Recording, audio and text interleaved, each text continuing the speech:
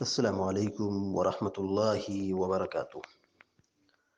الحمد لله رب العالمين والعاقبة للمتقين، والصلاة والسلام على أشرف الأنبياء والمرسلين نبينا محمد وعلى آله وصحبه أجمعين ومن تبعهم بإحسان إلى يوم الدين، أما بعد. فقال الله عز وجل: أعوذ بالله من الشيطان الرجيم. وقالوا لن يدخل الجنة إلا من كان هودا أو نصارى تلك أمانيهم قل هاتوا برهانكم إن كنتم صادقين. سورة البقرہ کی آیت نمبر 111 ابھی آپ کے سامنے تلاوت کی گئی ہے۔ اللہ تبارک و تعالیٰ فرماتا ہے: وَقَالُوا لَن يَدْخُلَ الْجَنَّةَ إِلَّا مَنْ كَانَ هُودًا أَوْ نَصَارَىٰ، اور ان لوگوں نے کہا، یعنی اہل کتاب نے یہ کہا کہ جنت میں وہی جائے گا جو یہودی ہو یا نصرانی ہو، یہودی ہو یا عیسائی ہو، یہی دونوں جنت میں جائیں گے، بقیہ سارے کے سارے لوگ جنت سے محروم ہو جائیں گے۔ تلک امانیہم، اللہ تعالیٰ فرماتا ہے یہ ان کی آرزویں ہیں، یہ ان کی تمنائیں ہیں۔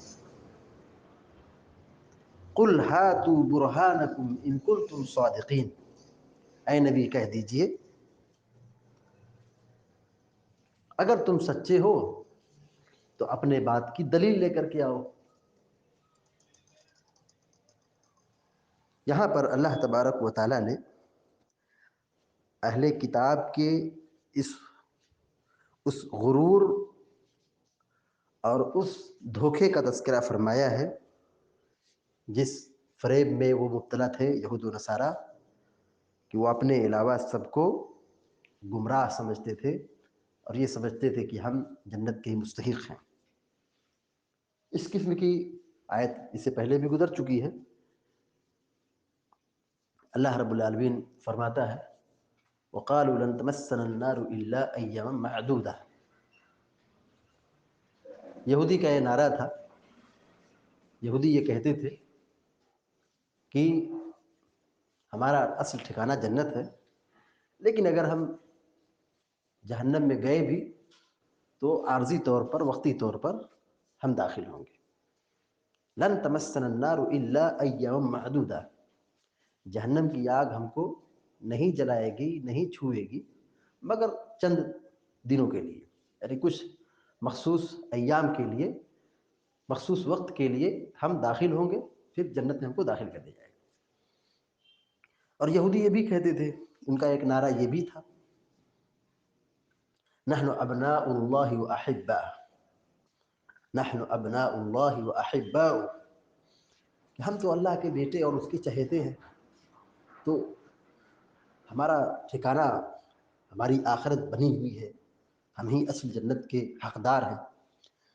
اللہ رب العالمین ان سے یہ پوچھ رہا ہے، ان سے یہ کہہ رہا ہے، نبی کے ذریعے یہ طلب کر رہا ہے: اے نبی کہہ دیجئے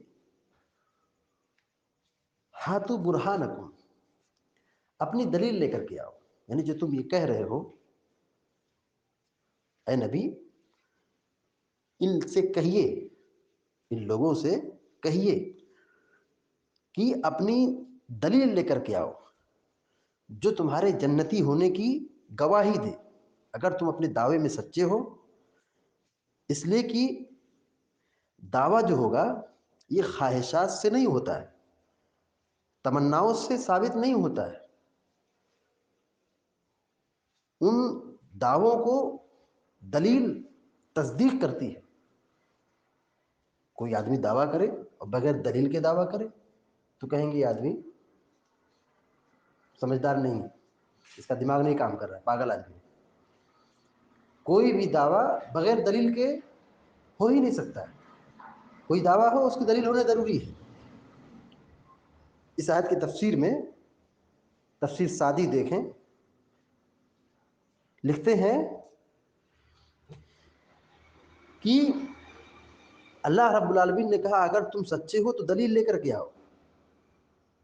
اسی طرح جو شخص کسی چیز کا دعویٰ کرتا ہے تو ضروری ہے کہ وہ اس پر دلیل پیش کرے، دلیل قائم کرے، اپنے دعویٰ کی اور اپنے معاملے کے ثبوت کے لیے ٹھوس مضبوط دلیل کا ہونا ضروری ہے۔ اگر وہ لے کر کے آئے دلیل، دعویٰ پر دلیل لے کر کے آئے تو اس کی بات مان لی جائے گی، لیکن اگر اس کے پاس دلیل نہیں ہے، بغیر دلیل کے وہ دعویٰ کر رہا ہے، تو اس کی بات میں کوئی وزن نہیں ہے، یہ جھوٹ بات ہے، یہ بہتان ہے، یہ دعویٰ درست نہیں ہے۔ تو اللہ رب العالمین نے یہاں پر اہل کتاب سے، یہود سے، نصارہ سے یہ کہا، جن کا کہنا یہ تھا کہ جنت میں ہم ہی لوگ جائیں گے، جنت ہم ہی لوگوں کے لیے بنائی گئی ہے، یہود اور نصارہ ہی جنت میں جائیں گے، بقیہ سب کے سب لوگ جنت سے محروم ہو جائیں گے۔ اللہ رب العالمین نے یہی فرمایا کہ یہ تمہاری خواہشات ہیں، تمہاری امنگیں ہیں، آرزویں ہیں، خواہشات ہیں، اس سے آگے کچھ نہیں ہے، اس کے آگے تم کو کچھ ملنے والا نہیں۔ جنت پانے کے لیے ایمان کا ہونا، نیک عمل کا ہونا، صحیح عقیدے کا ہونا، یہ بہت ضروری ہے۔ اچھا، یہ یہود اور نصارہ یہ تو کہتے ہیں کہ جنت میں یا تو یہودی جائیں گے اور نصارہ جائیں گے، بقیہ تیسرا کوئی نہیں جائے گا۔ لیکن انہی لوگوں کے آپس کے جو معاملات ہیں، دیکھیں، یہودی نصارہ کو برا بھلا کہتا ہے، اور نصارہ یعنی عیسائی یہودی کو برا بھلا کہتے ہیں۔ یہ دونوں آپس میں متفق نہیں ہیں، یہ دونوں آپس میں ایک نہیں ہے، یہ اس کو گمراہ کہتا ہے، یہ اس کو گمراہ کہتا ہے۔ لیکن نبی سے دشمنی، صحابہ سے دشمنی، اہل اسلام سے دشمنی کے لیے الکفر ملت واحدہ کے تحت یہ دونوں کیا ہو گئے؟ یہاں پر جمع ہو گئے کہ جنت ہماری ہے، جنت میں ہم داخل ہوں گے، بقیہ یہ سارے کے سارے لوگ جنت سے محروم ہو جائیں گے۔